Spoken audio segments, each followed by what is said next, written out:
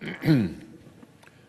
President, yesterday the House passed an amended version of the continuing resolution to sustain government funding and send it here for our consideration.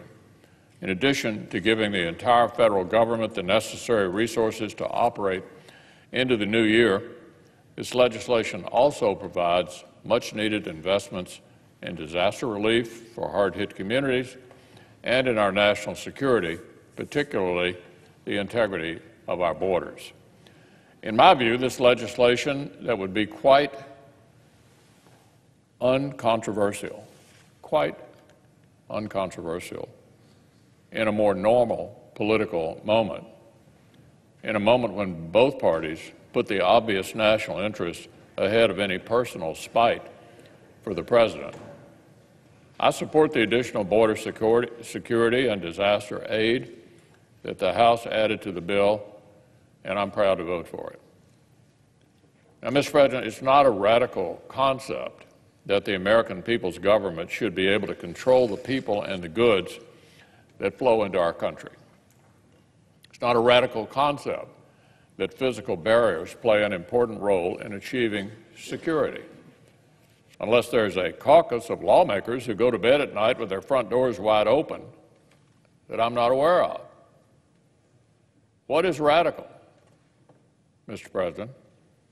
What is way out of the mainstream?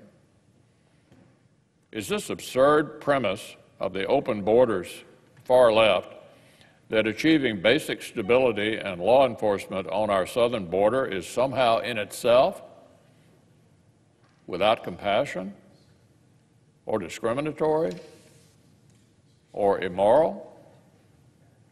Fairness and compassion don't mean only enforcing some of our laws half-heartedly. Fairness and compassion mean that we fulfill our governing duties for the American people.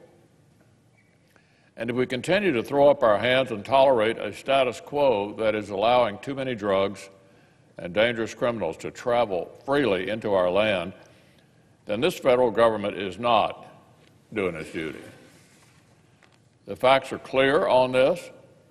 The need for greater security on our southern border is not some partisan invention. It's an empirical fact, and the need is only growing. Apprehensions along the border have nearly doubled in the past year.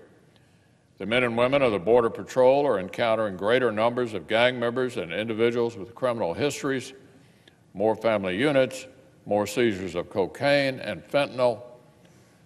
This is a real crisis, a real crisis. The implications for American communities, for vulnerable children, and for Border Patrol units that are already stretched thin are very real. So, Mr. President, there's no bright line of principle that sets this request for border funding apart from similar requests that many Democrats have supported in the past. A lot of them have supported this in the past. There's no sharp distinction between the proposal my friends across the aisle have decided to oppose today and proposals they've been happy to endorse in the past. The only thing that's really changed are the political winds way over on the far left. That's what's changed. So let's not end this year the way we began it, with another shutdown over the issue of illegal immigration. Remember this back in January? All because the Democrats are unwilling to support common sense measures to address it. Let's advance this legislation, Mr. President. Let's pass it. Let's finish our work for this year. Let's secure our country. So, Mr. President, I ask the chair to lay before the Senate the House message to accompany H.R. 695 and ask for the yeas and nays.